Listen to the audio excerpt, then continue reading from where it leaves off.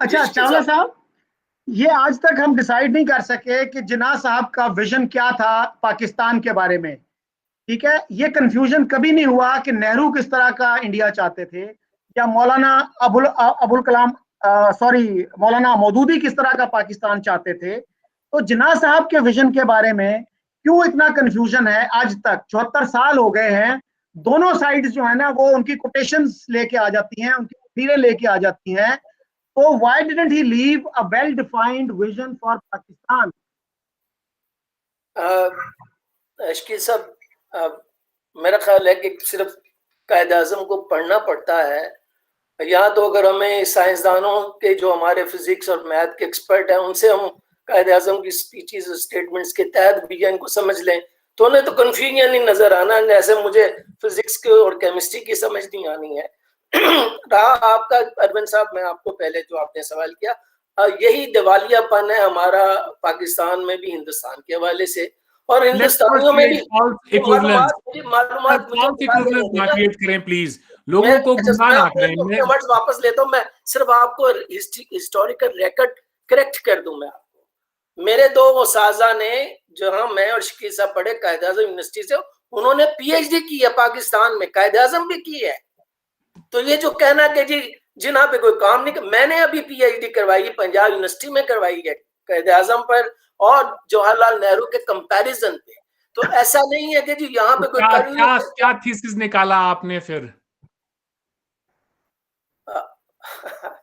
Thesis आपको मैंने जो निकाला, जी, पंडित नेहरू और जिन्ना साहब का कंपैरिजन कर रहे हैं, बहुत सारी सिमिलैरिटीज तलाश करने की कोशिश की है कि दोनों लीडर, जिन्ना और नेहरू, फिर गांधी पे भी काम करवाया, इनमें कौन कौन सी चीजों कैसे थे? सिमिलैरिटीज तो ठीक है, वो जुदा कैसे थे? फिर जुदा जो हुए ना जी, वो मैंने पहले कहा, असल में जुदा शुरू हुए हैं, जो इब्तिदा बनी है वो नेहरू रिपोर्ट से बनी है। जवाहरलाल नेहरू ने तो नहीं लिखी, वो सेक्रेटरी थे, और मोतीलाल नेहरू थे, और वो बहुत मुतनाज़ रिपोर्ट थी। चले रिपोर्ट आ गई, जिन्ना तो राउंड टेबल कॉन्फ्रेंस में भी मिन्नतें कर रहे थे, यार हम लैंड वोट देने के हक को सरेंडर करने को तैयार हैं।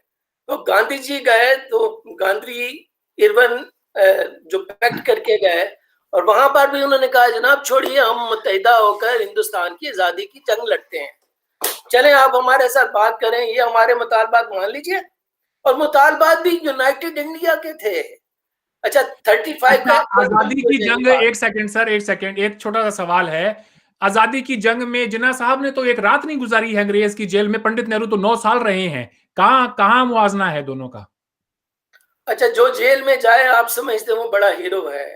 बिल्कुल है, ये तो फ्रीडम स्ट्रगल सर ऐसा है कि फ्रीडम स्ट्रगल जो है उसके अंदर जो लीडर है वो लीड करता है आगे से कौम को, और वो लीड करता है तो अगर कहीं पे भी कोई गिरफ्तारी देनी होती है तो वो पहले अपनी गिरफ्तारी देता है। इसमें ये वो चाहे नेल्सन मंडेला हो या फिर कोई मार्टिन लूथर किंग हो या किसी को भी आप उठा के देख लें, leader leads from the front. Jinnah साहब कहां थे उस पूरी आजादी की तहरीक में? एक रात उन्होंने जेल में नहीं गुजारी। क्यों नहीं गुजारी? जब लोग एक दूसरे के गले काट रहे थे, जब लोग एक आखिरी पॉइंट, जब बंटवारा हो रहा था, बंटवारे में दंगे फसाद के दौरान जब लोग एक दूसरे का कत्ल कर रहे थे, जिन्ना साहब ने कितने लोगों को जाके और खुद रोकने की कोशिश की या मजम्मत की।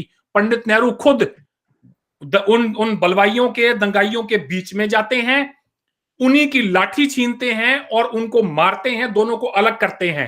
लीडर वो होता है, लीडर वो होता है, लीडर वो नहीं होता जो कि लाखों करोड़ों लोगों के जो है उनके डिस्प्लेस होने के बाद में, मरने के बाद में, और ये कहे कि जी मैंने तो खैरबाद कर दिया है दो कौमी नजरिए को, अब यहाँ पे सारी कौमें बराबर हैं। What nonsense is this? नहीं, आप मेरे ख्याल में जैसे पहले शकील साहब एक छोटा सा बोल देने से he does not become the great leader. Sir, अगर कायदे आजम बोल देने से he does not become the great leader, एक पाकिस्तान के बाहर एक आप बताएं कि जिन्ना साहब का कहीं पर भी कोई मुजस्मा लगा हो। गांधी ग्रेट है तो दुनिया जानती है, ओबामा से लेकर हर कोई कोट करते हैं गांधी को, नोबडी कोट जिन्ना। मैं गांधी साहब का बहुत मदा हूं, मैं गांधी साहब को, जिन्ना, गांधी जी को खराज तहसीन पेश करता हूँ जब उन्होंने मरण भरत रखा और हिंदू ने उनको कत्ल किया। हाँ, उस बात पे हिंदुओं को शर्मसार करने के लिए आप ये बात कहते हैं, वरना कोई और उनकी कोई अचीवमेंट नहीं है।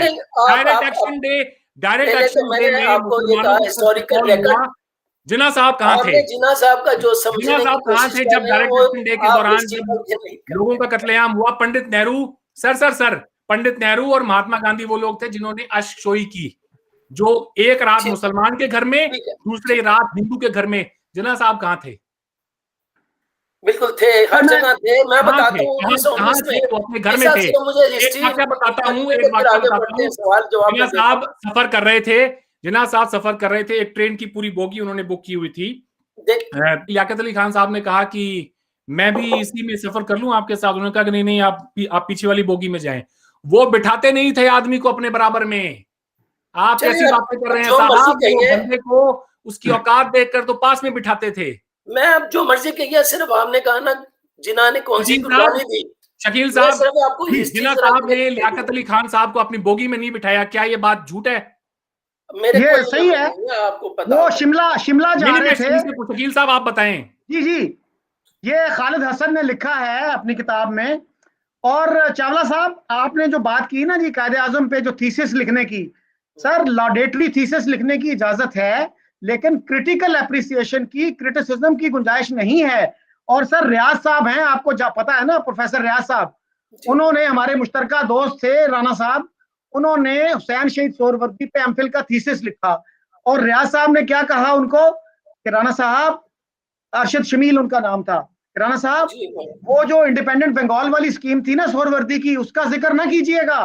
और ये कायदे आजम यूनिवर्सिटी में हुआ sir, which is the best university for social sciences इन पाकिस्तान। तो जिन्ना साहब पे क्रिटिसिज्म जो है वो किस यूनिवर्सिटी में हुआ है? और सर आपने जो है ना नेहरू रिपोर्ट का बार बार जिक्र किया, सर नेहरू रिपोर्ट का आपको पता है कि उसके बनाने वालों में मुख्तलिफ कम्युनिटीज के लोग थे, मुसलमान भी थे।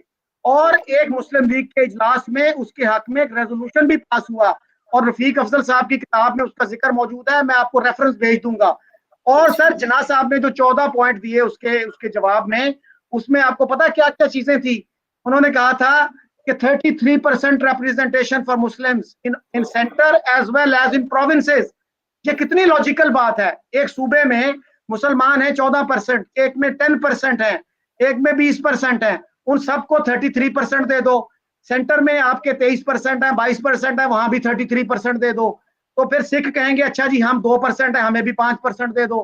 क्रिश्चियन कहेंगे अच्छा जी हमें भी उससे बढ़ के दो। तो फिर हिंदू जो है उनको ऑस्ट्रेलिया भेज देते। यही हाल था इसका। नहीं शकील साहब, देखिए पहले तो मुझे इन्हें बता देना चाहिए कि अगर नेशनलिज्म और कायदे आजम से बड़ा इंडियन नेशनलिस्ट कौन था? 1919 में जब ब्लैक एक्ट पास हुआ, रॉलेट एक्ट पास हुआ, 3 लोगों ने इंपीरियल लेजिस्लेचर से रिजाइन किया। जिन्ना वाज वन ऑफ देम, और एक दूसरा भी मुसलमान था। और आपके यहाँ सो कॉल्ड उस वक्त हिंदू या इंडियन कौमियत का क्या तस्वर था, छोड़ दीजिए। हिस्ट्री को हम हिस्टोरिकल डोमेन में रहने दें। आज के अंदर रहकर हम जांचने की कोशिश करेंगे तो मुश्किल में पड़ेंगे, आप भी और मैं भी। मुझे समझाना मुश्किल होगा, आपको समझना मुश्किल होगा। रहा आपका शकील साहब, हुसैन शहीद सोहरवर्दी को मैंने पढ़ा है लॉर्ड माउंटबेटन पेपर्स में। उन्होंने कहा कि जी मुझे इंडिपेंडेंट बंगाल बनाने ले दे। तो जब ये बात की है गांधी से और नेहरू से, जरा पढ़ लीजिए डॉक्यूमेंट को। उन्होंने कहा जी हम कभी भी बंगाल को कभी भी एक अलग मुल्क नहीं बनाने देंगे, हम कलकत्ता को कभी भी बंगाल में नहीं जाने देंगे। तब जाकर बार्गेनिंग की उन्होंने, कहा जी एनडब्ल्यूएफपी पे यही अगर आप अप्लाई करना चाहते हो एनडब्ल्यूएफपी में कि जी उसे आजादी का मौका दे दे और वो पाकिस्तान में शामिल ना हो, तो उन्होंने लॉर्ड माउंटबेटन ने यही बार्गेनिंग की। उन्होंने कहा जी फिर हम बंगाल को भी कर देते हैं। तो सोहरवर्दी को यकीनन गो हेड था। और सर मैंने पहले भी कह दिया, जिन्ना जो थे, जिन्ना ने शामिल किया था वो वाला पाकिस्तान। आप हिस्ट्री में अब तक उसमें आप अटके हुए हैं। I want to move forward. Program का वक्त भी खासा हो चला है। मेरा सिर्फ इतना सा सवाल है, मुसलमान जहां कहीं भी साइजेबल माइनॉरिटी में हो जाते हैं, वो सेपरेटिज्म की मुहिम क्यों छेड़ देते हैं? गलत करते हैं। ये सिर्फ मजहब का मामला सिर्फ मुसलमानों के साथ है, हिंदुओं के साथ नहीं है क्या? इतना ज्यादा नहीं है। तो है, इंडोनेशिया के अंदर बाली हिंदू मेजॉरिटी प्रोविंस है, जब भी मार्जिनलाइज्ड होती है कोई कौम या फिरका या शख्स, वो हमेशा नहीं साहब। सर एक आखिरी पॉइंट यहाँ पे मैं मेंशन करना चाहता हूं। आप जिन्ना साहब को इतना हाई उनको प्रेज कर रहे हैं एज इफ कि पता नहीं उनका विजन कितना ही सही विजन था और कहां था। Let me tell you, partition के दौरान हिंदुओं और सिखों ने भी मुसीबत उठाई। दे केम टू इंडिया, लुट-पुट के बर्बाद होकर वो भी आए। लेकिन वहां आने के बाद से लेकर आज तक हमें, ठीक है, वो जो हुआ वो नहीं होना चाहिए था, उस तरह से नहीं होना चाहिए था, बट वी आर हैप्पी कि यार चलें, मसला खत्म हो गया। मुसलमानों का मसला आज तक मुसलसल जारी है। आपकी शॉर्ट साइटेडनेस की वजह से आपको ये अंदाजा नहीं है। मैं हिंदुओं के आपको बात बता रहा हूं कि अगर मुसलमान एक होता, इस बड़े सगीर में पार्टीशन ना हुई होती, तो आज आप आबादी में तकरीबन 60 करोड़ होते। 60 करोड़ मुसलमान, ज्यादा वो इतना कोई ज्यादा वो कहते हैं ना जी, हिंदू 100 साल की सोचता है, ठीक है, सिख 50 साल की आगे सोच के चलता है, मुसलमान करने के बाद में वो सोचता है। तो आपका है मसला वो। आज आप कहां खड़ा है मुसलमान बरे सगीर का? आप अगर कोई फोर्स बन सकते थे टक्कर दे से, आपका तो ये आपका जी मानना है ना एक मुसलमान 10 हिंदुओं के बराबर है, तो बात खत्म हो गई थी। बात खत्म हो गई थी कि अगर आप 25% भी थे तो आप 4 को, आप 10 का आप दम भरते हैं, 4 गुना ज्यादा को समेट लेते, बात वहीं पे खत्म हो जानी थी। आज 60 करोड़ होते, you would have been a unified force. मजाल है कि कोई आपको कहीं पर भी दबाने की कोशिश करता। बराबर में आपके अफगानिस्तान भी तो होता, हमारे इधर ईरान भी होता, वो भी मुस्लिम कंट्रीज ही हैं। तो आपको ये अंदाजा है कि आपने अपनी कौम का कितना बड़ा नुकसान किया है। हिंदुओं को चाहे आप एक जगह पे उनको या सिखों को आपने लाके खड़ा कर दिया है, पर आप बिखर गए हैं जगह जगह से। ठीक चावला साहब आपने 2-3 बातें की। एक तो आपने कहा कि जिन्ना से बड़ा कोई नेशनलिस्ट नहीं था। सर वो नेशनलिस्ट कैसे थे? उन्होंने ये कहा कि इंडिया तो कभी यूनाइटेड मुल्क रहा ही नहीं, ये तो अंग्रेजों की जो बंदूकें हैं इन्होंने आके इसको यूनाइट किया। तो वो कैसे नेशनलिस्ट थे सर? और दूसरी बात सर, आपने ये कहा कि माइनॉरिटीज जो थी मुसलमानों का, जहां जहां उन्होंने रहना था वो वहीं उस तरह से रहना था। सर आशिफ हुसैन बटालवी की किताब जो है हमारी कौमी जिद्दोजहद, उसमें आप देखिए कितना कंफ्यूजन था। क्या कह रहे थे मुसलमान? ये जी दिल्ली भी हमें मिलेगा, मुस्लिम कल्चर के जो सेंटर्स हैं लखनऊ भी हमें मिलेगा, ये फलां इलाका भी हमें मिलेगा। तो वो जो है ना, उनको इतना पंबल पूसे में रखा गया, इतने कंफ्यूजन में रखा गया, कोई क्लैरिटी नहीं थी, कोई डेट नहीं होती थी। और जब इन्होंने कहा अशरफ बटालवी ने कि जी आपने ये गलत किया है, जो टेरिटोरियल एडजस्टमेंट्स की बात की है आपने लाहौर रेजोल्यूशन में, इससे पंजाब डिवाइड हो जाएगा, आपको नुकसान होगा। उस पे लियाकत अली खान ने या किसी और लीडर ने कहा नहीं नहीं नहीं, इससे हमें कोई नुकसान नहीं होगा, हम वो जो कल्चर सेंटर हैं, कल्चर सेंटर मुसलमानों के, उनको हासिल करने के लिए हम ये इस तरह की लैंग्वेज यूज कर रहे हैं। सर ये सब आप फिर देखिए हिस्ट्री में, फिर आप उलझ गए हैं मेरे साथ, जो कि मुश्किल है। सवाल ये है, देखिए कि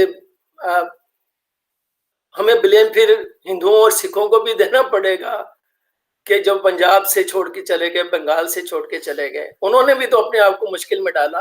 हत्या के सिखों अभी दिल्ली में ही पहुंचे थे तो उनका कत्लेआम जो सिखों के साथ नहीं गए थे सर, वो भगाए गए थे। Let's be honest. गलत मैं नहीं जाना चाहता, हमें ब्लेम गेम चावला साहब नहीं, चावला साहब एक मिनट। सर पंजाब में आपको पता है कि पंजाब में मार्च 47 में फसादात शुरू हो गए थे, और एक बहुत ही भयानक वाकया कहूटा में हुआ था, फ्रीडम एट मिडनाइट देख लीजिए, कि वहां पे सैकड़ों हिंदुओं और सिखों को जिंदा जला दिया गया था, और चुआ सैदन शाह में बेशुमार सिख औरतों ने कुओं में छलांगे लगाई। ये हमें बताया नहीं जाता, सिर्फ ये बताया जाता है कि मुसलमानों पर जुल्म हुआ।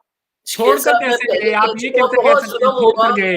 एज इफ की अपनी मर्जी से जो बोरिया बिस्तर बांध के चले गए, निकाला गया था उनको जी। पहले फसादात, अरविंद साहब आपको नहीं पता कि गोपाल कृष्ण गोखले क्या है, गांधी जी ने 1944 में तकसीम पंजाब का मुतालबा कर दिया था।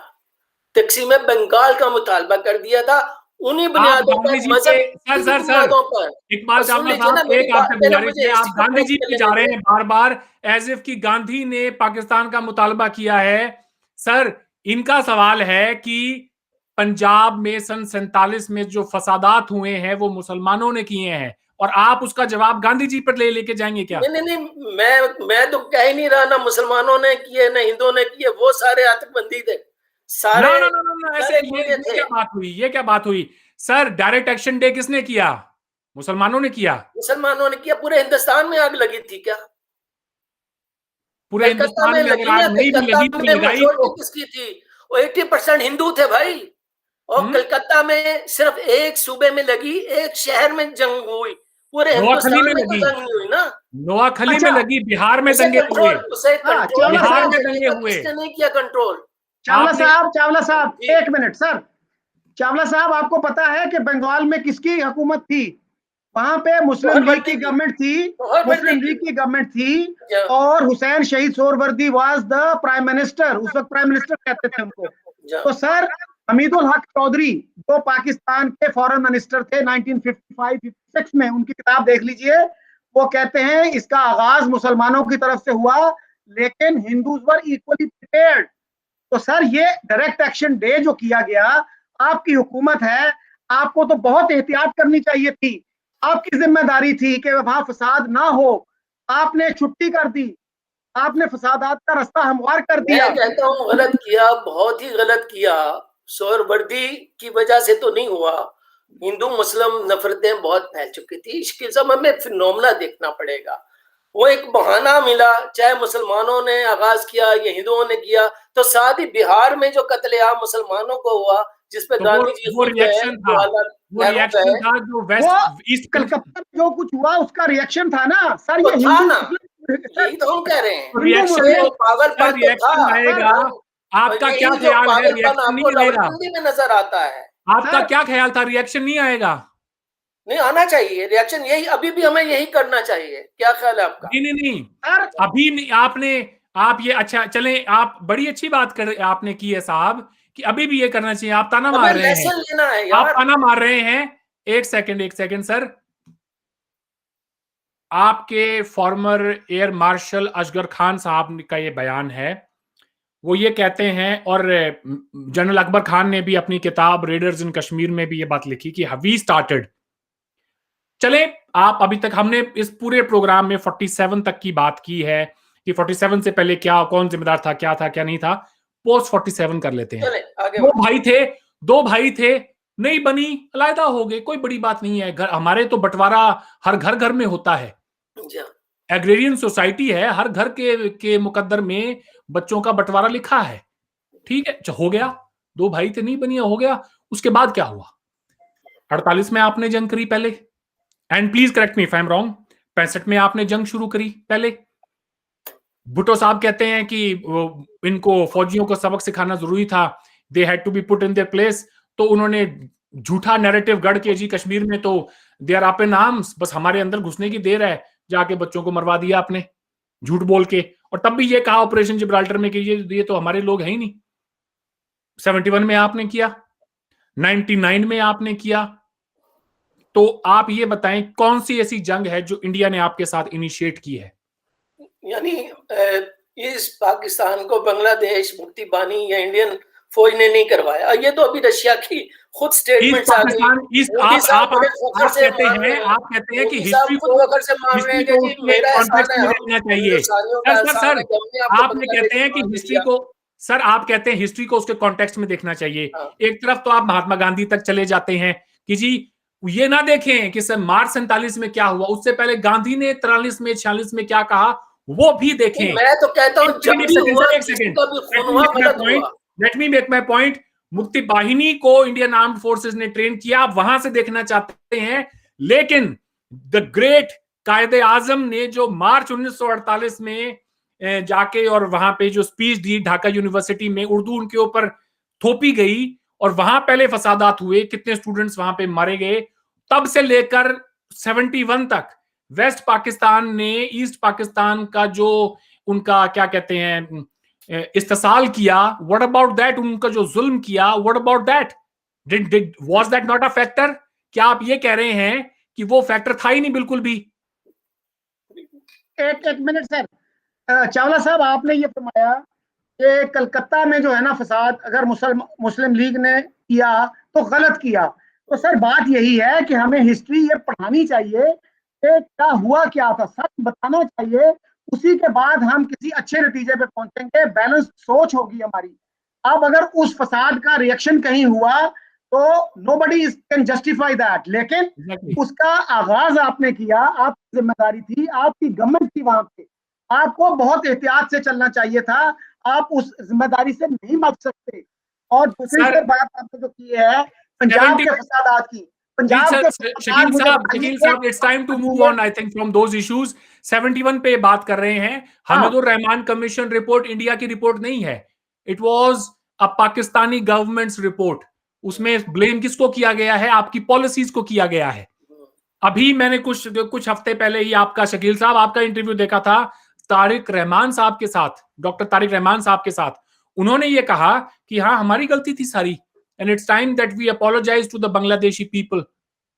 ये जो इस किस्म का जो एटीट्यूड है, जनरल टिक्का खान का जो बयान था, नहीं टिक्का खान का नहीं, इनका, सॉरी, न्याजी, ये जो, हाँ जी, न्याजी का उन्होंने कहा था कि अब what do you expect a man to serve in East Pakistan, and how do you expect that man to come in Jhelum for sex? What nonsense is this? आज आप चलें 47 से तो आप बहुत बात कर ली है, 71 के ऊपर तो पाकिस्तान का सारा कसूर है। जब when Awami league won by a majority, उनको गवर्नमेंट क्यों नहीं बनाने दी गई? देखिए आप अरविंद साहब, अब आगे हम 71 तक आ गए, चले हमें अब आगे बढ़ना चाहिए। अब पीछे नहीं आगे हैं तो 71 में भी पाकिस्तान ने इंडिया पे की पहले सर, 3 दिसंबर को। यानी ईस्ट पाकिस्तान में जो हमारी फौज वहां पर कंट्रोल नहीं कर पा रही थी बंगालियों को, और यकीनन उसमें हमारा ही कसूर था। वहां पर ईस्ट पाकिस्तान को वेस्ट पाकिस्तान से बेहतर अंदाज से नहीं हम कंट्रोल कर पाए, पैरिटी नहीं कर पाए, और हमें कन्फेडरेशन की तरफ जाना था, वो हम नहीं जा सके। वो यकीनन उनके एहसास से महरूमियां बढ़ गई और वो आज़ादी की एक लहर उनके यहाँ उठ गई, जो कि शेख मुजीब खुद भी मशरकी पाकिस्तान रखना चाहता था, बांग्लादेश नहीं बनाना चाहता था। मगर ये हमारा इंटरनल मैटर था।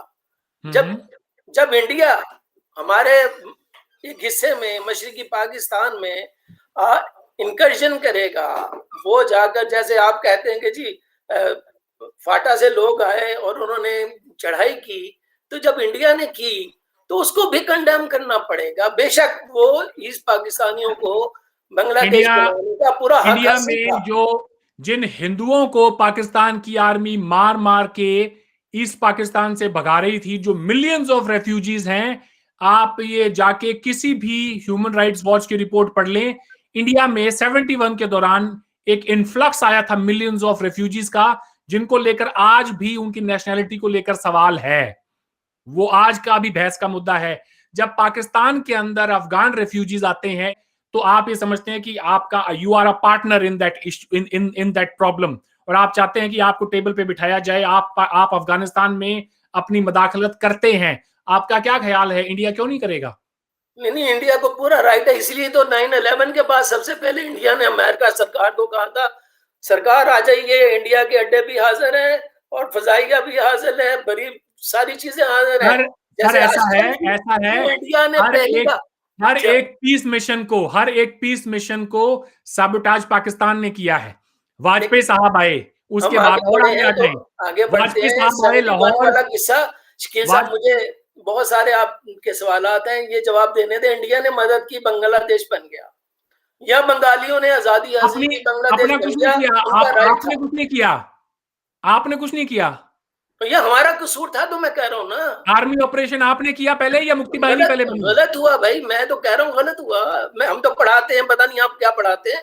आप ये अपने बच्चों को बताइए कि इंडिया ने क्या रोल अदा किया है, बताइए जरा। इंडिया ने we have been friends in their fight for liberation.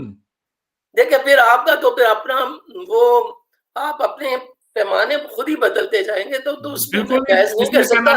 ये सब बात ये है कि इंडिया ने बंगाली कौमियत को उजागर किया और बंगालियों ने बंगाली कौमियत को इंडिया ने उजागर नहीं किया, आपकी पॉलिसीज ने उजागर किया। यार सुन लीजिए ना, मैं कहता हूँ हमारी पॉलिसियां भी जिम्मेदार हैं। अब हिस्ट्री में एक पहलू थोड़ी होता, बेशुमार है ना। हमारी पॉलिसियां ज्यादा जिम्मेदार है, मान लेते हैं। चले आप इंडिया ने भी रोल अदा किया, बहुत गलत अदा किया। अब आपके भी पल्ले पड़ गए ना वो हिंदू जिनको खिलाफ आप सिविल लिबर्टीज का ला लेकर आ रहे हैं, वो पड़े हुए ना। राइट और रॉन्ग मैं नहीं कह रहा, वो आपके आ गए हैं ना जी, इश्यू आ गया ना।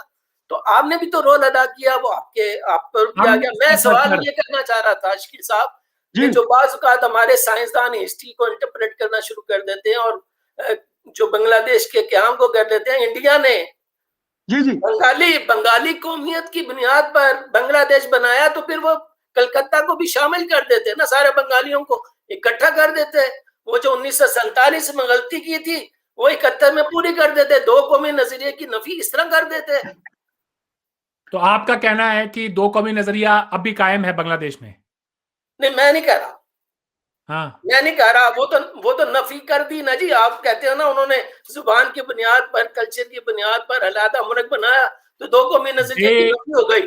इंडिया तो आप ही नफी कर दें, आप ही उनको बंगालियों को इकट्ठा कर दें। एक मिनट जी सर, मैं गुजारिश करूं, चावला साहब आपने 2-3 दफा जो है ना, मुझे ऐसे लग रहा है परवेज हुद भाई पे तंज किया कि हमारे साइंसदान जो है ना वो हमें हिस्ट्री पढ़ा रहे हैं। सर एक साइंसदान, एक पब्लिक इंटेलेक्चुअल जो है वो क्यों हिस्ट्री पे बात नहीं कर सकता, क्यों वो करंट इश्यूज पे बात नहीं कर सकता? आपको पता है कि नोम चॉम्स्की जो है एक लिंग्विस्ट है, उसको किसी ने कहा कि तुम इंटरनेशनल रिलेशंस पे क्यों कमेंट करते हो? बर्ट्रैंड रसल जो था एक मैथमेटिशियन था, उस पे किसी ने कहा कि तुम करंट अफेयर्स पे क्यों बात करते हो, तुम फलसफे पे क्यों बात करते हो? बात जो कर रहा है उसके मेरिट्स पे आप उसको क्रिटिसाइज करें कि आपने ये बात की, गलत की। आपके पास कोई सर्टिफिकेट नहीं है कि परवेज हुद भाई ये बात करे, ये बात ना करे। और अगर आपने अगर हिस्ट्री पढ़ी है, इसका मतलब ये नहीं है कि आप लाइसेंस आ गया, आप हिस्ट्री के बारे में जो चाहें करें। जिसने हिस्ट्री में पीएचडी नहीं की वो हिस्ट्री की कोई बात ही नहीं कर सकता। सर जिस तरह कहते हैं ना, war is too serious a business to be left to generals, इसी तरह से मैं कहूंगा history is too serious a business to be left to historians. हर बंदे को बात करने दें, अगर वो गलत बात करता है उसको कंडेम करें, उसको क्रिटिसाइज करें, ये अपने तक सर्टिफिकेट ना रखें। दूसरा दो कौमी नजरिया, सर सुन लीजिए, ईस्ट पाकिस्तान के खिलाफ जब बांग्लादेश बना, मगरबी पाकिस्तान में एक कैंपेन चली, बांग्लादेश ना मंजूर। उसका सबसे बड़ा आर्ग्यूमेंट था कि इसको मत तस्लीम करो, अगर इसको तुमने तस्लीम कर लिया दो कौमी नजरिए की नफी हो जाएगी। उसके बाद फिर हमने नया आर्ग्यूमेंट घड़ा कि नहीं नहीं नहीं नहीं नहीं, ये दो कौमी नजरिया कायम दायम है, क्योंकि मगरबी बंगाल और मशरकी बंगाल इकट्ठे नहीं हुए। ये क्या आर्ग्यूमेंट है? ये तो पाकिस्तान का जो प्रोपेगेंडा है अखंड भारत का, उसकी तरदीद है। सबसे बड़ा सबूत है उस प्रोपेगेंडे के खिलाफ कि अगर इंडिया अखंड भारत चाहता होता तो फिर वो ईस्ट पाकिस्तान को, मशरकी पाकिस्तान को, जिसको बांग्लादेश बन चुका था, उसको अपने अंदर जम कर लेता। इसके बावजूद आज भी पाकिस्तान में ये प्रोपेगेंडा चलता है जी इंडिया तो अखंड भारत चाहता है, इंडिया तो अखंड भारत चाहता है। तो you are damned if you do, you are damned if you don't do. India अगर जम कर लेता, वो भी इंडिया के खिलाफ जाता कि देखें ये अखंड भारत बना लिया। अगर उन्होंने नहीं किया, वो देखें जी वो तो उनको घटिया समझते हैं, उन्होंने अपने साथ नहीं मिलाया। सर 65 में क्यों नहीं किया इंडिया ने अटैक उनके ऊपर? नाम नहीं ले रहा, 65 में इंडिया ने अटैक क्यों नहीं किया ईस्ट पाकिस्तान पे? ठीक है, आपकी देखिए, आप दोनों बहुत बड़े आलिम फाजिल आदमी बैठे हैं, मैं आपसे गुफ्तगू कर रहा हूँ। मैं आपको अपने से ज्यादा इल्म वाला समझ के गुफ्तगू कर रहा हूँ, और मुझे कोई हुद भाई के किसी भी बयान से कोई इतराज नहीं है। एक जरूर जब आप आउट ऑफ कंटेक्स्ट कोई भी बात करेगा, जैसे मैं बार बार इख्तिलाफ कर रहा हूँ आपसे, आप 3-4 बार तंज कसा आपने उनके ऊपर, 3-4 बार नाम नहीं लिया, लेकिन आपको इतना दुख नहीं होना चाहिए, क्योंकि वो मेरा नहीं ख्याल कि हुद भाई किसी तरह भी वो अपने आप को कम पाकिस्तानी समझते हैं। हम यहाँ पर बैठे ना पाकिस्तानी, मेरा कोई दुख नहीं है इसके ऊपर, ऐसी कोई बात किसी तरह भी हमसे, मेरे से ज्यादा मुहब्बे वतन और बहुत आलिम फाजिल हमारे कायद आज़म यूनिवर्सिटी के बहुत बड़ा नाम है की बड़ी, उनका अपनी एक राय हो सकती है। शकील साहब मुझे उनकी राय से कोई इख्तिलाफ होगा वो मैं करूंगा, आपको पता मैंने फेसबुक पे भी किया था।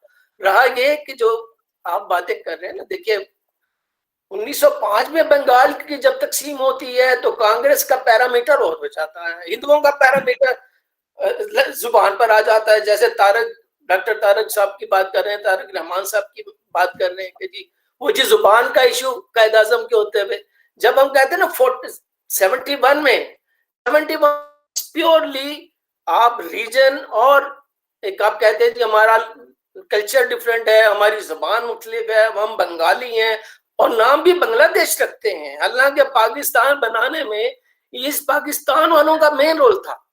ढाका में वो ऑल इंडिया मुस्लिम लीग बनी थी, उन्हीं के बड़े लोग शामिल थे, तो वो हमसे ज्यादा मुहिब्बे वतन थे। यकीनन वेस्ट पाकिस्तान में, जिसमें यकीनन मेरा कोई कसूर नहीं है, ना ही इस पाकिस्तान में वो जो पाकिस्तान में रहना चाहते थे उनका कोई कसूर है। मेरा जो थोड़ा सा जो शिकवा था इरफान साहब, जहां हम इस्लाह चाहते हैं ना सबकी, जहां हम कहते हैं कि जी पाकिस्तान से ये एग्रेशन हुई, तो इंडिया से भी तो बेशुमार मामला में एग्रेशन हुई। जैसे अफगानिस्तान में जब आप क्लेम करते हैं कि जी हमारा राइट है, बिल्कुल राइट है। अगर पाकिस्तान की बाउंड्री लगती है तो इंडिया को, अगर अमेरिका उस कॉन्टिनेंट से उठकर यहाँ आ जाता है सेंट्रल एशिया में और साउथ एशिया में, वो राइट जमाने की कोशिश करता है, हमारी जमीनी और फजाई अड्डे ले लेता है, हमें इस्तेमाल करता है, तो फिर इंडिया को भी हक हासिल है। लेकिन हमें जनाब, हमें जीने का ढंग सीखना पड़ेगा। हमें अगर ठीक है, हम भी पावर बनना चाहते हैं, आप भी पावर बनना चाहते हैं, मेरा ख्याल इस पावर से निकले इंसानों को बेहतर। कोई पावर नहीं बनना चाहते, हम सुकून से रहना चाहते हैं। 100 बातों की एक बात है चावला साहब कि चलें आप हमारे दुश्मन, हम आपके दुश्मन, ब्लेम गेम से हटकर आगे बढ़ते हैं। मैं आपको कैसे देखता हूं, आप मुझे कैसे देखते हैं, मैटर नहीं करता। It does not matter at all. What matters is दुनिया हमें कैसे देखती है, और दुनिया इंडियंस और पाकिस्तानीज को जिस तरह से देखती है वो आपको अच्छी तरह से पता होना चाहिए। हमारे लोगों को एयरपोर्ट पे कहीं पे वो जाते हैं तो उनको परेशान नहीं किया जाता in comparison to a Pakistani. हम जैसे भी हैं, धीमी रफ्तार पे ही सही, हमने अपने हाथों की कमा के खाई है, किसी के आगे हाथ नहीं फैलाया 24 घंटे। और अगर हाथ फैलाने की नौबत आ गई है पाकिस्तान की, तो उसके पीछे कोई इंडिया जिम्मेदार नहीं है, जिम्मेदार आप खुद हैं। जब 1947 से लेकर अप अंटिल 1989 आपकी जीडीपी की ग्रोथ रेट हिंदुस्तान से कहीं बेहतर थी, और हिंदुस्तान को ताना दिया जाता था कि ये हिंदू ग्रोथ रेट पर चलते हैं।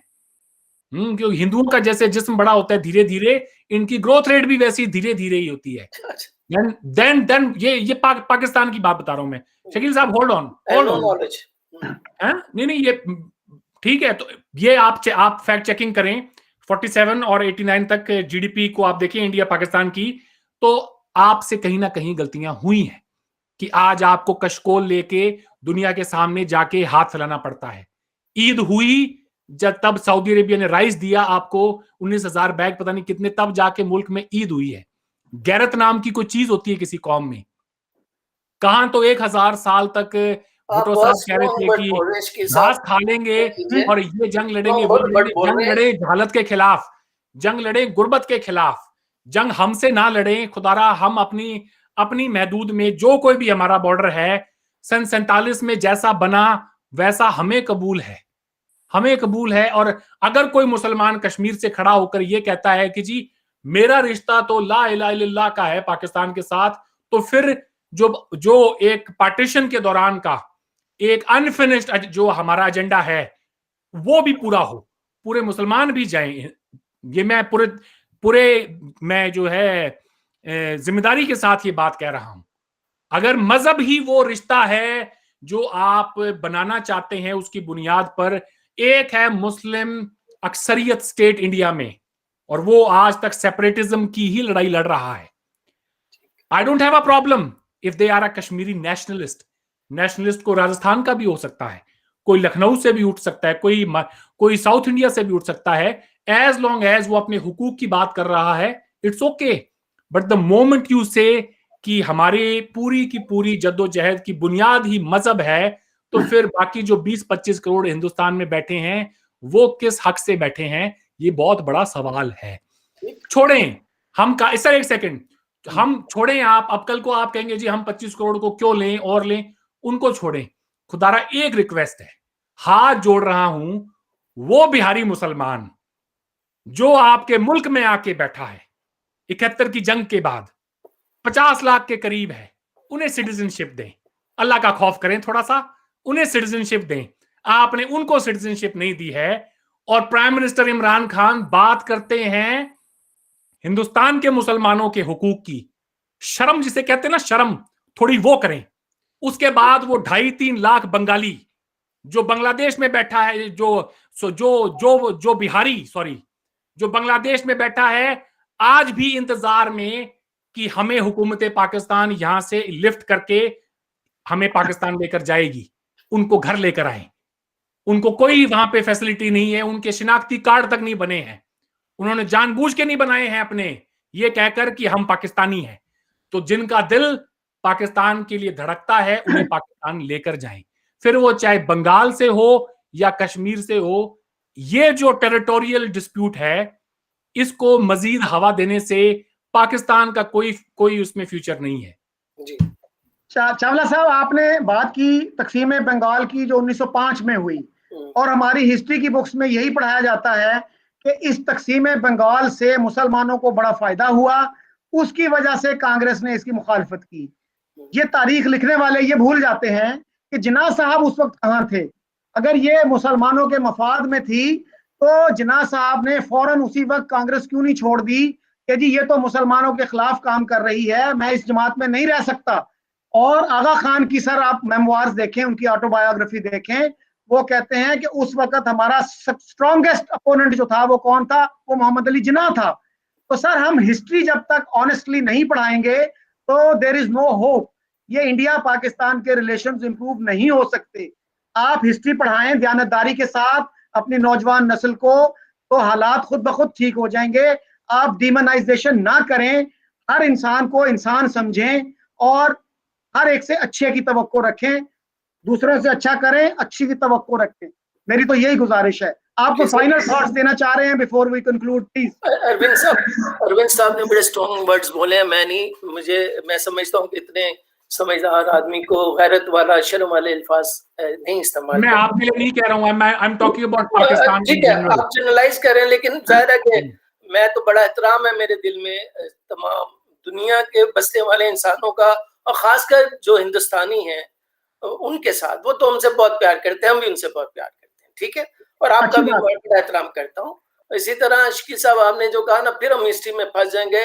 19वीं सदी में जिन्ना साहब पैदा हुए थे लेकिन पॉलिटिकल सीन में नहीं थे। गांधी जी से आप 1915 से पहले हिंदुस्तान में नहीं थे। मोतीलाल नेहरू साहब इम्पोर्टेंट 1920 के अशरे में हुए। जवाहरलाल नेहरू साहब उनके वालिद की डेथ के बाद अहम हुए। तो जिन्ना का फेजेस हैं। तो जिन्ना के हवाले से अगर हम हिस्ट्री को समझेंगे तो वो कंप्लीट हिस्ट्री नहीं होगी। हम हिंदुस्तान की जब हम तकसीम की बात करते हैं तो ओवरऑल हमें देखना पड़ता है। तो यकीनन 1906 में जिन्ना एक्टिव पॉलिटिक्स में आए, जो कि यकीनन उन्होंने कांग्रेस ज्वाइन की।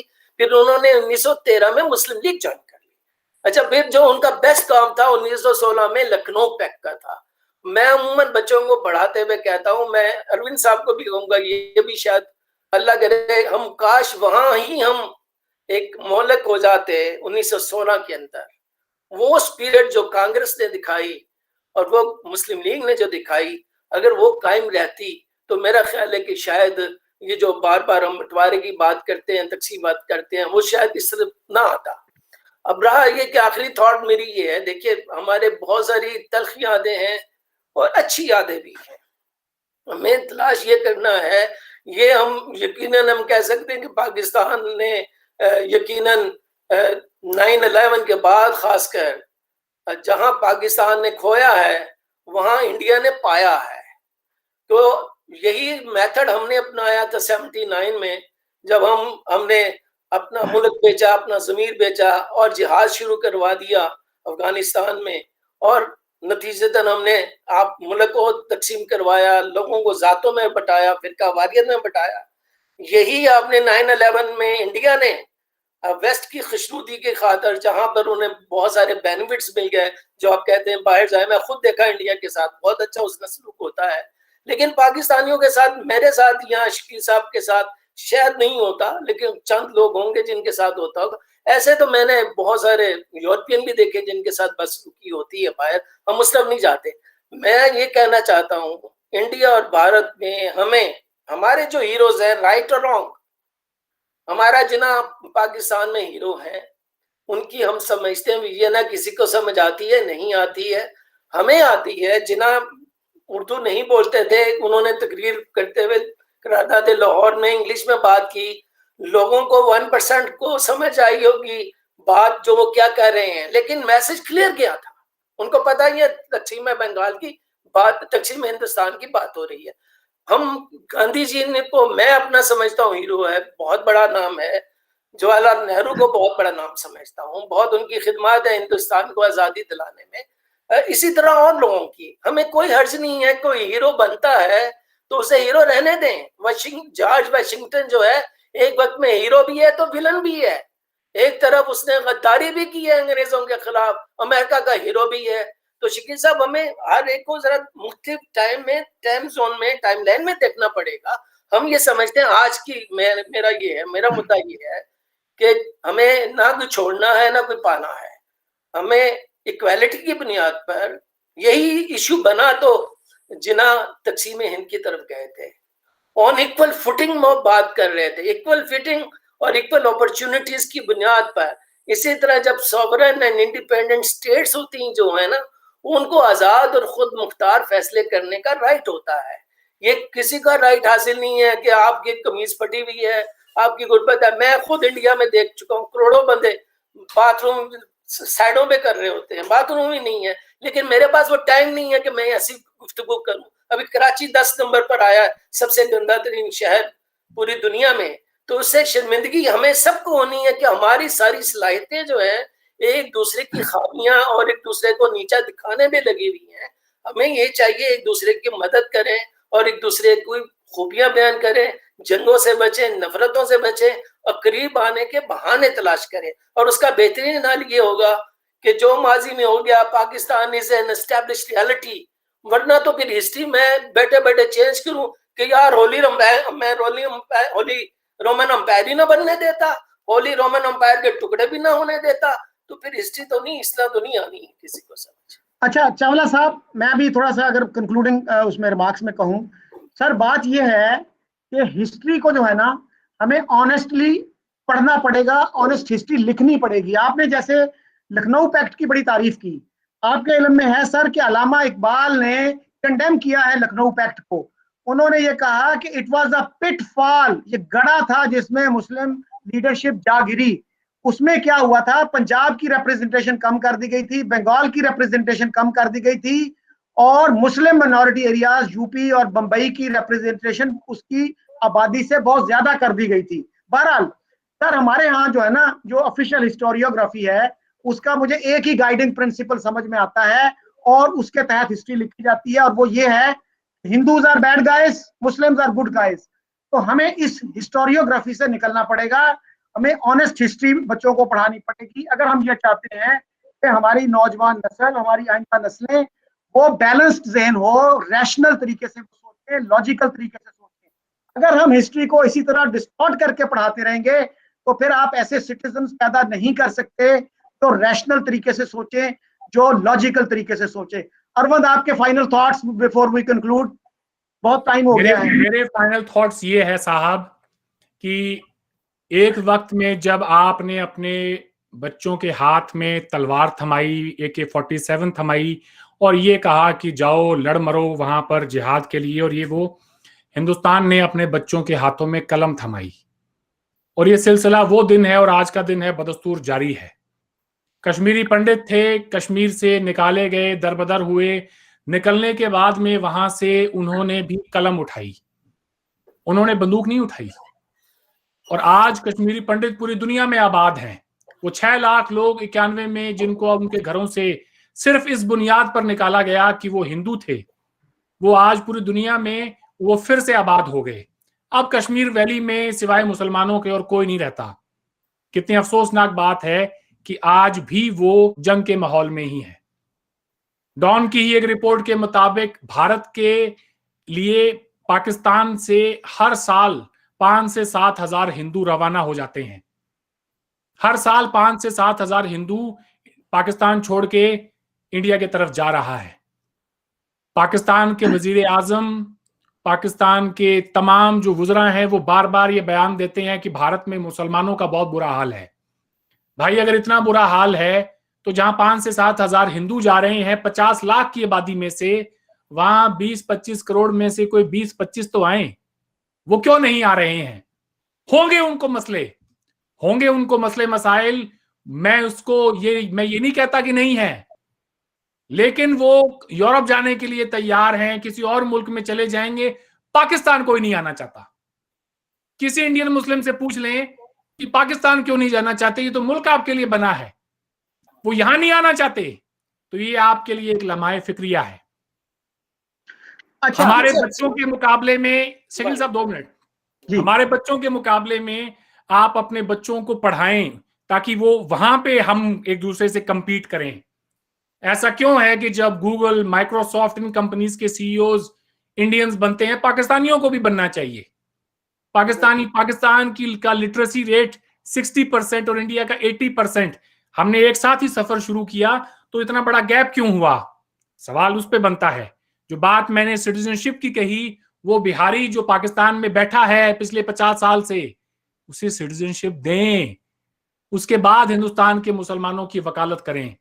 इन्होंने कहा, चावला साहब ने, कि जी मैं हिंदुस्तान में गया और वहां पे टॉयलेट्स नहीं थे और ये थे, नहीं थे टॉयलेट।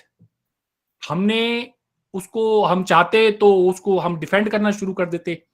डिफेंड नहीं किया साहब, हमने गलती को माना कि है हमारे यहां पर कमी, और एक मुहिम चली वॉर फ्रंट पे भारत के अंदर टॉयलेट्स बनाने की, और हमने बनाए, जिसके ऊपर पाकिस्तानी ताना देते हैं कि जी ये देखें टॉयलेट तो है नहीं, क्या बातें करते हैं। एक आखिरी क्लिप सुनाना चाहता हूं इमरान खान साहब की, वो क्या कहते हैं इस बारे में कि पाकिस्तान में सैनिटेशन के क्या हाल हैं। जरा ये भी देख लें, straight from the horses mouth. जब फिरते हैं तो ये अभी अमीन असलम ने आपके सामने स्टैटिस्टिक्स रखी कि सिर्फ 42% पाकिस्तानियों के पास टॉयलेट फैसिलिटीज है, और उतने ही पाकिस्तानी हैं जो जिनके पास सैनिटेशन है। और फिर ये भी दिखाया कि हिंदुस्तान पिछले 4 साल में वो इस चीज के ऊपर काबू पा रहा है, हमारे से आगे निकल के, हमारे हालात थे उनके भी। तो यानी कि सब तो जी चावला साहब आप कुछ कहना चाह रहे थे? मैं सर, आपने इसके साथ बहुत अच्छा मशवरा दिया कि हिस्ट्री को बिल्कुल डिस्टॉर्ट नहीं होना चाहिए, लेकिन इसका फैसला मैं अकेला तो नहीं कर सकता ना जी। हिस्ट्री के नैरेटिव्स होते हैं, पर्सपेक्टिव्स होते हैं, जो जिसके पास डॉक्यूमेंट आता है उसको पढ़कर एक नैरेटिव बिल्ड करता है। जैसे आयशा जलाल को जो डॉक्यूमेंट समझ आए उसने बता दिए, सिकंदर साहब को जो डॉक्यूमेंट समझ आए उन्होंने बता दिए, स्टैनली वालपट को जो समझ आए उन्होंने बता दिए। अब इश्तियाक साहब लगे हुए हैं, उन्हें समझ आए। हम किसी को डिस्टॉर्टेड नहीं कहते, उनका एक समझ है, राइट है, रॉन्ग है। बाज़ जगहों पर मैं इत्तेफाक कर सकता हूँ, बाज़ जगह पर उनसे इख्तिलाफ कर सकता हूँ। तो मैं इसी तरह मैं आपका बड़ा मशकूर हूँ। आपने कहा कि पाकिस्तानियों को आगे बढ़ना चाहिए, तालीम की तरफ फोकस करना चाहिए। ये आपका, मैं इसको एक बहुत अच्छी सजेशन लेता हूँ। लेकिन हमारी पढ़ाई से पहले तो एटम बम आपने बना लिया, लिथल वेपन्स आपने बना लिया। तालीम को हमें इंसानी फलाह बहबूद की तरफ जाना पड़ेगा। जवाबन हमने भी बना लिए, हम भी उसी तरह के पागल निकले जिस तरह के आप पागल थे। तो हमें भी हमारे, अगर ये मुझे नहीं समझ आई, इमरान खान साहब का बयान यकीनन तहकीक पर मबनी होगा, लेकिन जो मेरा छोटा सा महदूद सा इल्म, अगर जब मैं तारीख का तालिब इल्म हूँ, 60% तो हमारी 60 to 70% तो देहातों में रहती है आबादी, और देहातों में तो टॉयलेट वाला वो सिलसिला उनका अपना लोकल होता है। उनका ख्याल शायद ये होगा कि शहरों में जो टॉयलेट का सिस्टम, शायद पाकिस्तान और इंडिया की बात हो रही है, लेट्स नॉट, वो तो कह रहे हैं, आपके सामने है। और यार मैं तो अप्रिशिएट कर रहा हूँ अरविंद साहब, हमें सबको जो भी हमारे मसाइल हैं, आम लोगों के, कॉमनर्स के, सबाल्टर्न्स के, उनकी तरफ तवज्जो देना है। हमने क्या वजह है सर, क्या वजह है कि हमारी चलें, एटम बम आपने बना लिया, बहुत अच्छी बात है, और फील्ड्स हैं, आए उनमें भी कंपीट करें। कोविड की वैक्सीन क्यों नहीं बना पा रहे आप, उसमें आए। साइंस एंड टेक्नोलॉजी के फील्ड में हम चांद तक चले गए हैं, आप क्यों नहीं गए? फवाद चौधरी साहब ने कहा पिछले साल में कि जी 2022 में हमारा मिशन जा रहा है चांद पर। ये नहीं बताया कि हमारा एक बंदा बिठा के चाइनीज मिशन के ऊपर हम चांद पर भेजेंगे किसी को। How can you claim a Chinese mission as a success story for Pakistan, जो भी आपके साइंटिफिक अचीवमेंट्स रहे हैं उसको। पाकिस्तान वो वाहिद मुल्क है जहां एक बंदा, सॉरी टू से पाकिस्तान वो वाहिद मुल्क है जहां एक बंदा अपनी सलाहियत से, जिसके पास कोई तालीम नहीं है, कुछ नहीं, अपनी सलाहियत से वो थोड़ा बहुत जो इन्वेंट करके, और एक बंदा था, उसका नाम मुझे याद नहीं आ रहा, उसने बेचारे ने जहाज बनाया, ठीक ठाक उड़ाया भी हल्का फुल्का, उसको FIR काट के उसको अंदर डाल दिया। ऐसे लोगों को तो अप्रिशिएट करना चाहिए आपको कि यार इसके पास कोई तालीम नहीं थी फॉर्मल, और इसने इतना कुछ अचीव किया है। He should have been your hero. आज मलाला यूसुफजई आपकी हीरो है। आप अगर उसको एक्सेप्ट करें तो दुनिया के अंदर आपका कितना बड़ा एक नाम हो सकता है। बेचारे जिसने कोई अच्छा काम किया उसी को विलन बना देते हैं। मैं आपसे किसी बात पे गैर मुत्फिक नहीं हूं। मेरी जो सजेशन उसे भी आप जरा मान लीजिए। हमें ये जो सपनों वाला जो रवैया है ना हमारा हिंदुस्तानी और पाकिस्तानियों का, कि तू मैं वाला, तू मैं वाला नहीं है सर। से निकल कर हम में आए, आप फैक्ट्स को तस्लीम करें, हम सार्क को रिवाइव करें, हमारे जो आउटस्टैंडिंग इश्यूज हैं उनको सॉल्व करें, आम आवाम पर तवज्जो दें और ग्लोबल सिटीजनशिप की तरफ जाएं। और ना सिर्फ बिहारियों की, हर अच्छा पॉइंट है। शकील साहब इनसे पूछिए, ग्लोबल सिटीजनशिप की ये बात कर रहे हैं, तो ग्लोबल सिटीजनशिप का एक तकाजा ये है कि इक्वालिटी ऑफ सिटीजनशिप आपको माननी पड़ती है कि आपके तमाम शहरी इक्वल होंगे। आप ये बताएं, पाकिस्तान में माइनॉरिटीज को बराबर का शहरी कब बना रहे हैं? मेरे नजदीक तो है। कैसे हैं? शकील साहब पूछिए इनसे, आप बता दीजिए कैसे नहीं है। उनको किस चीज की आजादी नहीं है? वो हमारे सेंट्रल गवर्नमेंट में मिनिस्टर्स हैं, प्रोविंशियल गवर्नमेंट में मिनिस्टर्स हैं, वो रिलीजियस अफेयर्स में उनका रोल है, उनके तमाम चीजों पर है। और हमारे यहाँ पाकिस्तान में एक गैर मुस्लिम प्रेसिडेंट या प्राइम मिनिस्टर बन सकता है, आर्मी चीफ बन सकता है? मेरा ख्याल हमारे यहाँ तो चीफ जस्टिस भी बने हैं। हमारे यहाँ बड़े बड़े नामवर लोग पैदा हुए हैं। राणा भगवान दास बने हैं, और वो भी एक टेम्पररी तौर पर बने हैं। उनको ठीक है, आपसे मैंने सवाल पूछा है प्राइम मिनिस्टर प्रेसिडेंट का, आर्मी चीफ बन सकते भगवान दास को लेके जा रहे हैं। मुझे जवाब ये लेने दीजिए, प्रेसिडेंट प्राइम मिनिस्टर बन सकते हैं कि नहीं बन सकते हैं? वो बनेंगे, देखिएगा कल को वक्त आएगा, बनेंगे। आपके आईन बनने देगा या नहीं बनने देता है? अब मेरी बात सुनिए, इजाजत देता है या नहीं देता है? सेकुलर अमेरिका है, सेकुलर इंग्लैंड है, सेकुलर अमेरिका है, सेकुलर इंग्लैंड है। अभी तो वो खातून को नहीं आगे आने देते इंग्लैंड। अच्छा एक सेकंड, तो उनको सर आप यहाँ दो चीजों को मिक्स कर रहे हैं।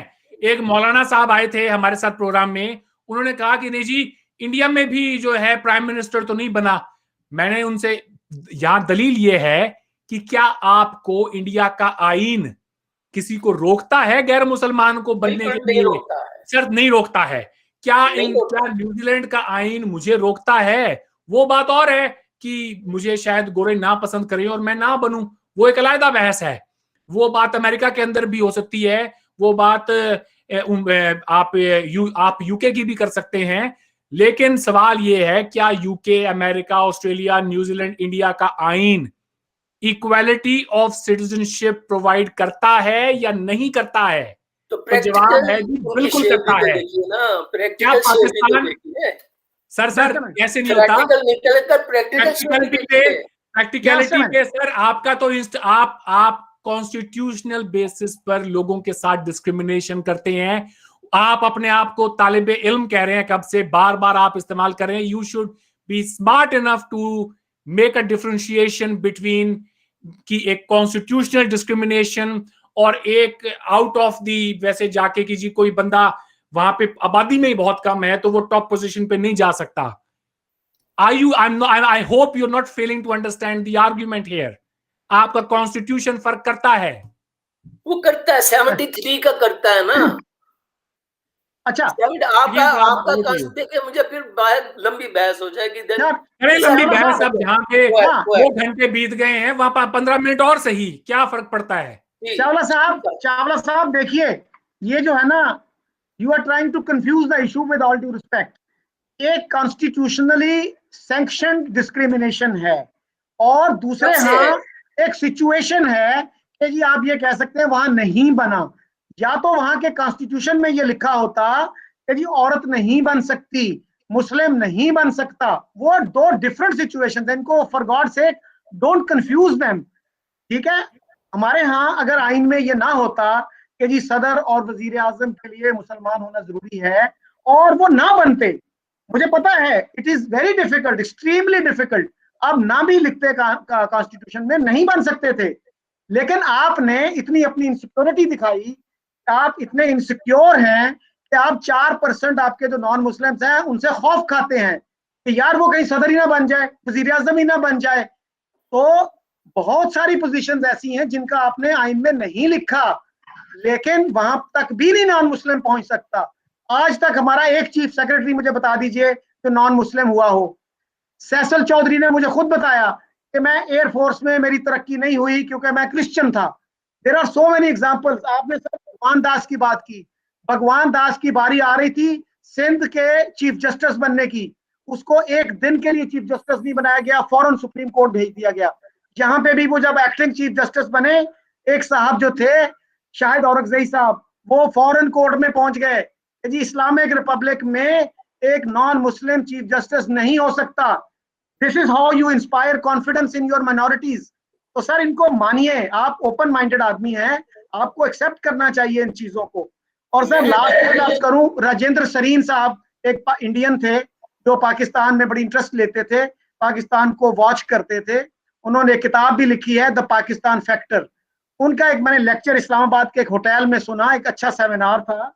उन्होंने ये कहा कि देखिए मैं एक लिबरल इंडियन हूं और मैं चाहता हूं कि इंडियन मुसलमानों को बराबर का शहरी ट्रीट किया जाए, उनके साथ कोई डिस्क्रिमिनेशन ना की जाए, लेकिन मुझे जो मेरे मुखालिफ हैं वो कहते हैं देखो तुम कहते हो बराबर के शहरी हैं, ये तो अभी तक 2 नेशन थ्योरी को मानते हैं, पाकिस्तान दिन रात 2 कौमी नजरिए की बात करता है। उसने कहा कि जनाब अब पाकिस्तान बन गया है, हम इसको मानते हैं, इट इज अ रियलिटी, लेकिन आप दिन में 24 दफा 25 दफा ये क्यों कहना जरूरी समझते हैं कि 2 nation theory is eternal truth? आपकी टेक्स्ट बुक्स क्यों भरी पड़ी हैं? उससे आप क्या हासिल करना चाहते हैं?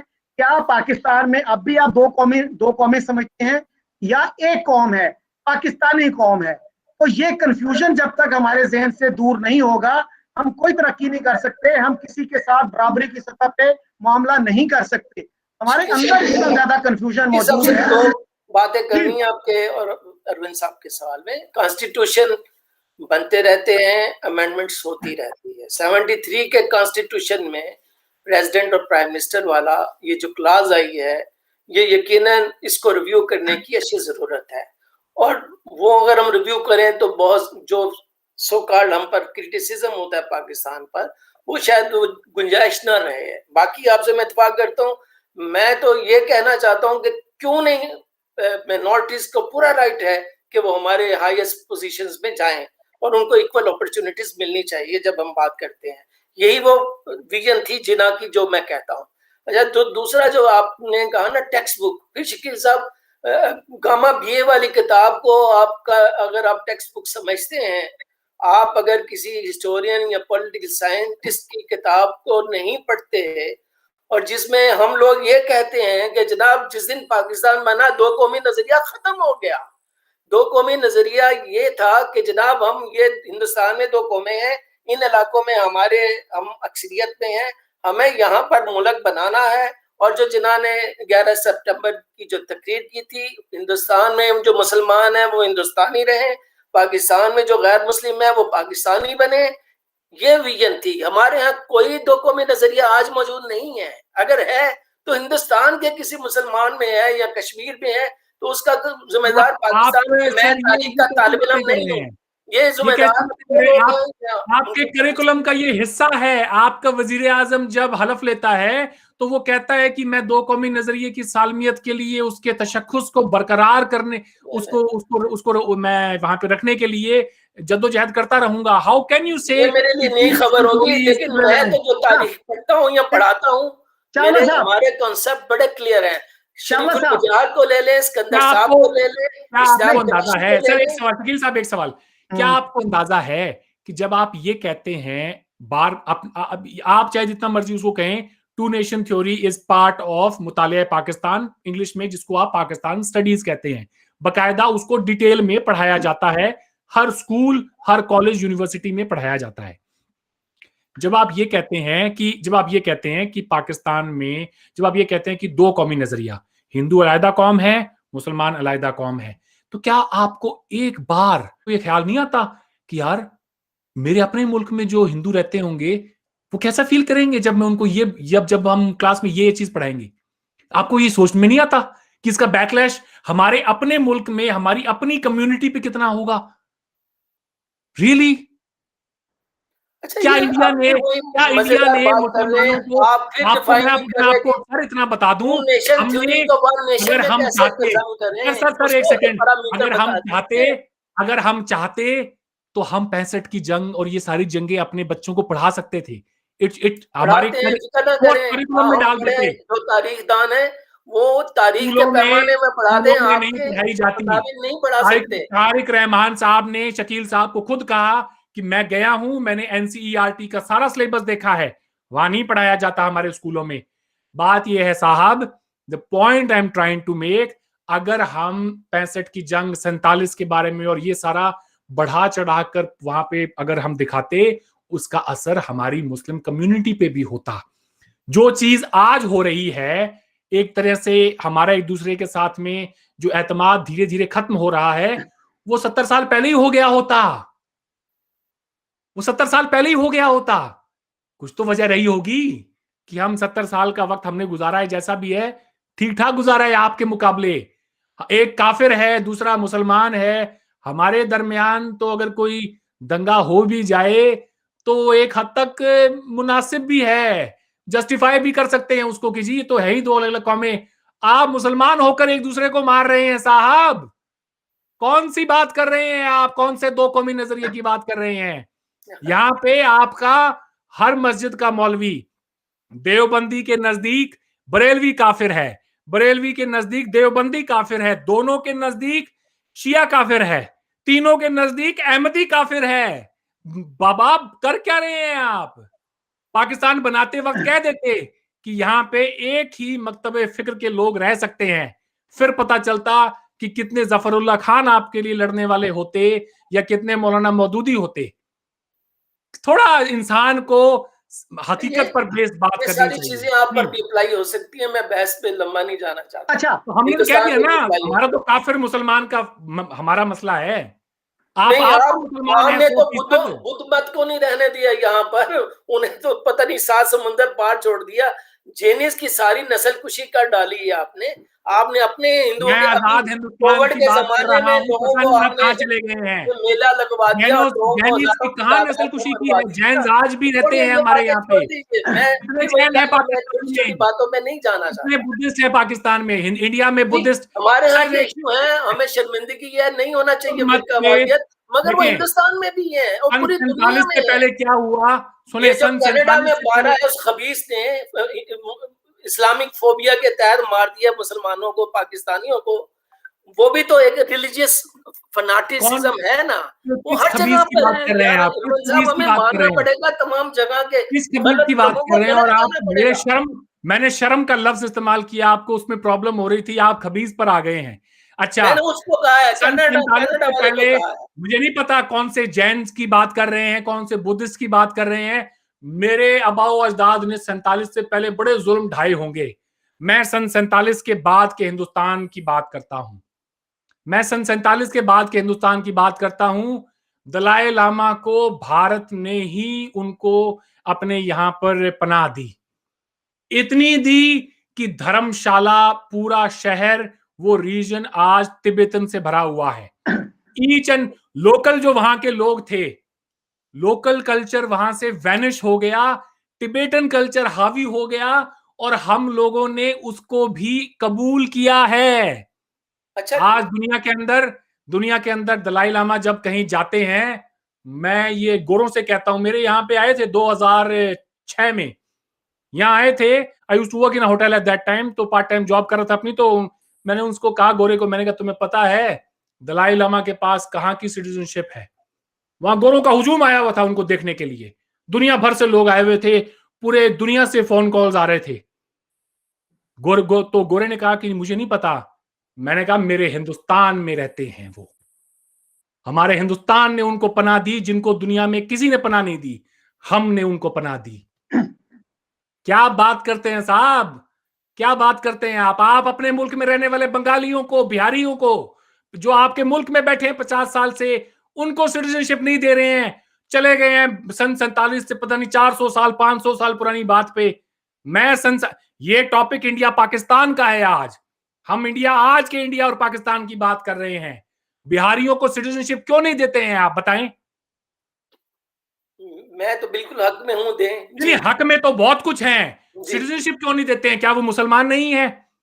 ओ भाई, हिंदुओं को देने को तैयार है, आप हिंदुओं को भेजे, मैं हिंदुओं को देने के तैयार है। आप हिंदुओं की बात ही छोड़े, पाकिस्तान बनने देना, हिंदू छोड़ रहा है, बनने देना, उनके यहाँ हिंदू आपका मुल्क छोड़ रहा है। मैं ये कह रहा हूँ आजाद होने देना, मुसलमानों को थोड़ा सा वजन डालें अपनी बात में, थोड़ा सा सोचे। हिंदुस्तान का मुसलमान आपकी तरफ नहीं देख रहा है, असदुद्दीन ओवैसी साहब ने कह दिया है। हिंदुस्तान का मुसलमान आपकी तरफ नहीं देख रहा है। जो बैठे हैं 50 साल से, उनको सिटीजनशिप कब दोगे? सवाल ये है।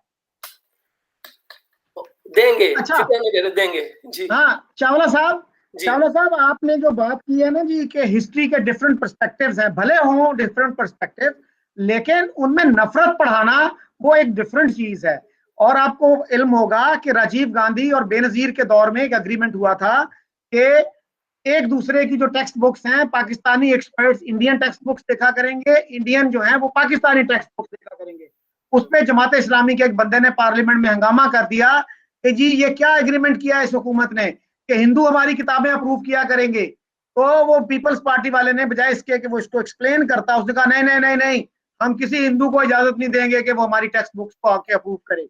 और दूसरा सर जो आपने ये कहा ना, अरविंद ने जो कहा, तो सर जितने भी not only Muslims but non Muslims members of parliament, senate हो या नेशनल असेंबली, उन सबको ये हल्फ उठाना पड़ता है कि I will strive to preserve the ideology of Pakistan, ठीक है, which is the basis of Pakistan, Islamic ideology.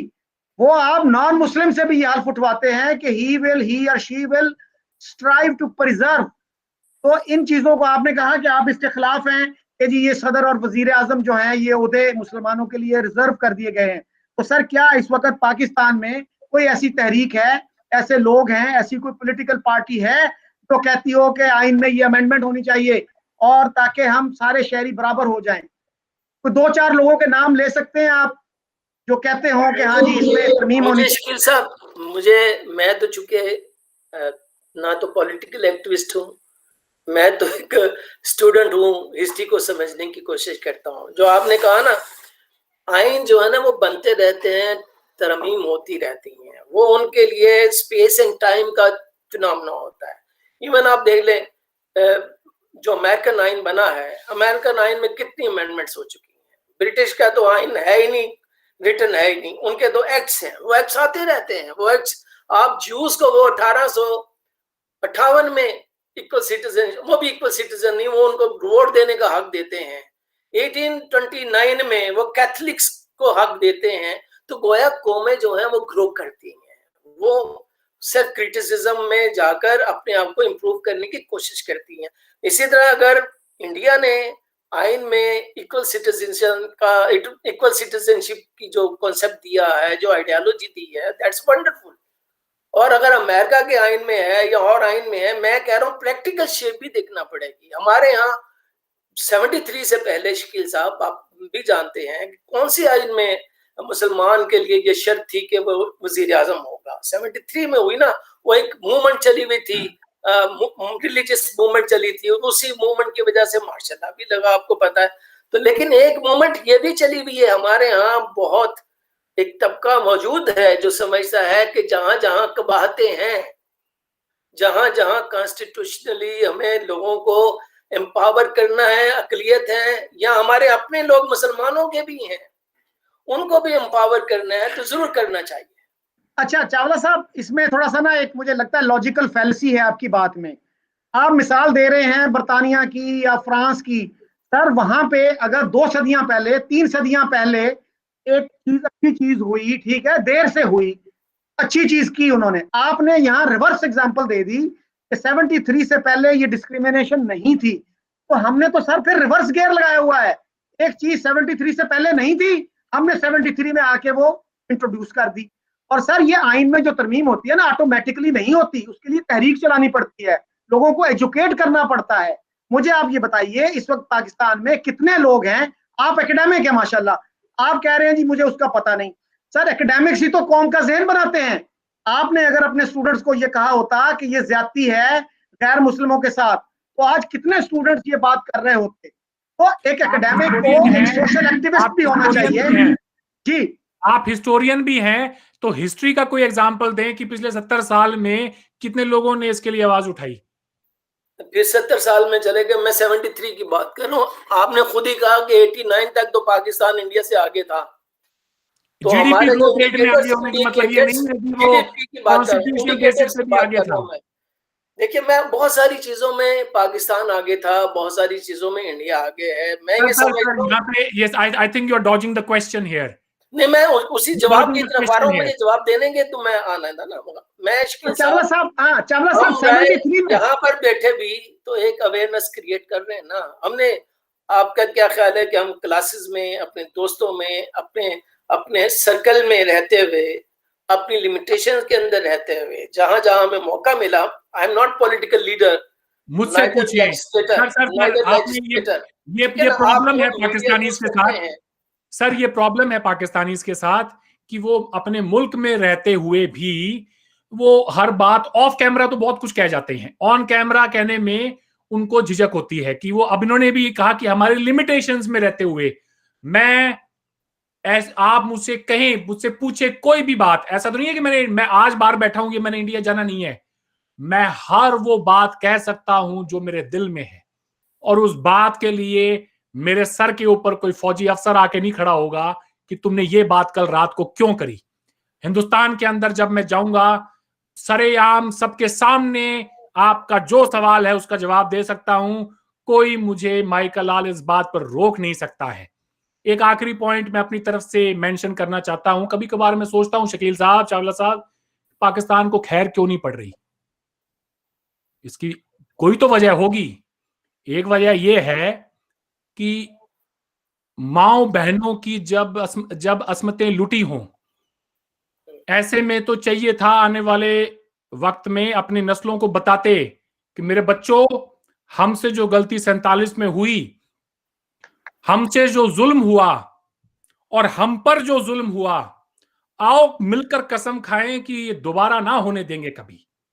Number 1 बात, अपने बच्चों को सही तारीख पढ़ाते, उनको एक ग्लोबल व्यू देते, उनका एक वर्ल्ड व्यू होता हर चीज को लेकर, तब पाकिस्तान आगे तरक्की करता। मैं एक इंटरव्यू देख रहा था सैयद बाबर अली साहब का, पाकिस्तान के नेस्ले के फाउंडर और लम्स के फाउंडर हैं, बहुत बड़ी शख्सियत है, आई एम श्योर आप भी जानते होंगे। सैयद बाबर अली साहब कहते हैं कि जब बंटवारा हुआ और हमारे यहां से जो हिंदू और सिख अपनी जमीन जायदाद छोड़कर गए और इंडिया से जो मुसलमान छोड़कर यहां आए, तो हमने ये कहा, हिंदुस्तान की गवर्नमेंट ने कहा कि आए जरा हम एक लिस्ट बना लेते हैं और एक्सचेंज कर लेते हैं आपस में, और उसी के हिसाब से एलोकेशन कर देंगे प्रॉपर्टी की। तो हमारी हुकूमत ने उस जो उनको ये मशवरा दिया गया उसको सिरे से खारिज कर दिया। तो वो ये कहते हैं कि हमारा तो जाली क्लेम दाखिल करके ऐसे वैसे लोग कैसे कैसे हो गए और कैसे कैसे लोग ऐसे वैसे हो गए हैं। ये प्रॉब्लम है। मुल्क बना जाली क्लेम्स के ऊपर, थोक में लोगों ने अपनी जातें तब्दील की। क्या ये काला सच नहीं है पाकिस्तान का? आप बहुत बढ़िया बात कर रहे हैं, लेकिन बहुत बिलो द बेल्ट बात कर रहे हैं, आपको हकाइक का नहीं पता इरफान साहब ना। हसन निसार बाबर अली को भी साहब ने भी ये बात कही है, और पाकिस्तान का रिचेस्ट पर्सन है वो ये कहता है।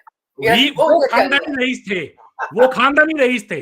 वो अगर वो भी महाजरों की इलाज जैसे हम है ना, जिस तरह के तकलीफ उठाकर हम लोग आए हुए हैं ना, हम सबको पता है, इधर भी पता है उधर भी पता है, दोनों तरफ से जिनके साथ जो जुल्म हुआ सबको पता है। आप क्या कह रहे हैं, आप क्या कह रहे हैं सैयद बाबर? मैं ये कहना चाह रहा हूँ, जो आप देखना, ये आप बहुत स्ट्रॉन्ग वर्ड्स बोल रहे हैं ना कि ये इस वजह से ये कौम नहीं बनी। आपकी कौम बड़ी बन गई है यार, आई एम वेरी हैप्पी। लोगों ने हसन निसार साहब ने बात कही है इस वक्त, हसन निसार साहब ने टर्मिनोलॉजी समझते हैं, अपनी जातें तब्दील की हैं। मैच खत्म नहीं हुआ, क्रिकेट टर्मिनोलॉजी समझते हैं। 50 ओवर का मैच हुआ करता था ना क्रिकेट टर्मिनोलॉजीज में, अभी तो जनाब ये 25 ओवर ही हुए हैं। 25 ओवर पे आप पहले डिसीजन ना कर लेंगे कौन जीता कौन हारा ना। हमारी ओके साहब जातें तब्दील नहीं करी, शकील साहब आप बताएं। या अच्छा चावला साहब, हिंदुओं में तो होती थी लेकिन हमारे यहाँ भी होंगी, तभी तो मेरा नाम चल रहा है ना चावला। जाते कहाँ सी बदली है शकील साहब? हिंदुओं में क्या नहीं होती? आप ऐसी कौन सी चीज है जो हिंदुओं में होती है और आप में नहीं होती है? क्या कास्ट सिस्टम नहीं है मुसलमानों में? तो फिर जाते कौन सी? हमारे यहाँ जो लोकल जाते मौजूद हैं। नहीं, जो बिल्कुल छोटे थे वो सैयद भी हो गए हैं, बहुत सारे सैयद हो गए हैं। मैं किसी को चैलेंज नहीं करता, ना मेरा इतना इल्म है, आपके पास बहुत इल्म है, आप कर सकते हैं। अच्छा चावला साहब, बात यह है कि अव्वल तो बाबर अली जो है ना, he is not the richest man in Pakistan. One of the richest, I said one of the richest. हाँ, मियां मंशा जो है वो है रिचेस्ट। दूसरे ये बात है कि Babar Ali is a highly respected man, तो वो क्यों झूठ बोलेंगे? अगर उनके पास कोई एविडेंस नहीं होगी तो वो गलत बात नहीं करेंगे। और ये मैंने कहीं और भी पढ़ा कि इंडिया ने ऑफर की कि हम ये लिस्टें शेयर कर लेते हैं, एक्सचेंज कर लेते हैं, यहाँ पे कौन कितनी प्रॉपर्टी छोड़ के गया, तो पाकिस्तान ने कहा नहीं इसकी जरूरत नहीं, इसको रहने दें। You can not deny history sir, you are historian. मैं उनकी स्टेटमेंट से शकील साहब इख्तिलाफ नहीं कर रहा। अगर उन्होंने कहा इज वेरी रिस्पेक्टेबल, बहुत ही उनकी इंटेग्रिटी है, अगर उन्होंने बात की, उन्होंने सुना होगा, पढ़ा होगा, मैं इसको चैलेंज नहीं कर रहा। मैं चैलेंज कर रहा हूं, एक सेकंड, मैं बात करता हूं तो आप चैलेंज करते हैं। पर जो हिंदू बसता था, सिख बसता था, वो बहुत अमीर था, बहुत अमीर था बनिस्बत उसके जो हिंदुस्तान में मुसलमान हिजरत करके। इसमें तो दूसरी कोई राय नहीं है।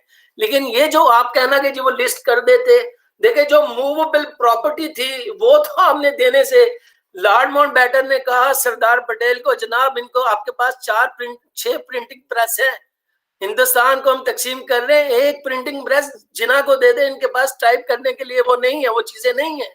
तो उसने कहा जनाब वो खुद लें। तो ये तो आलम था। तो ये तो हमने लिस्टें क्या करनी है, इस विषय में मत पढ़िए। जिना साहब के नवासे हिंदुस्तान में बहुत बड़े कारोबारी हैं, मल्टी बिलियनर्स हैं।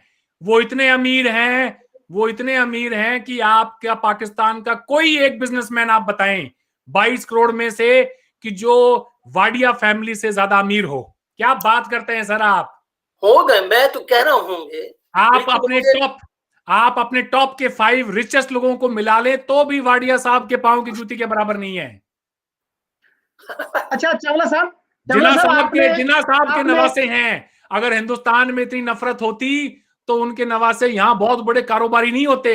आप ऐसा करें, मैं हिंदू कारोबारियों का पूछ रहा हूं आपसे, वहां मुसलमान कारोबारी नहीं है उनके मुकाबले का कोई।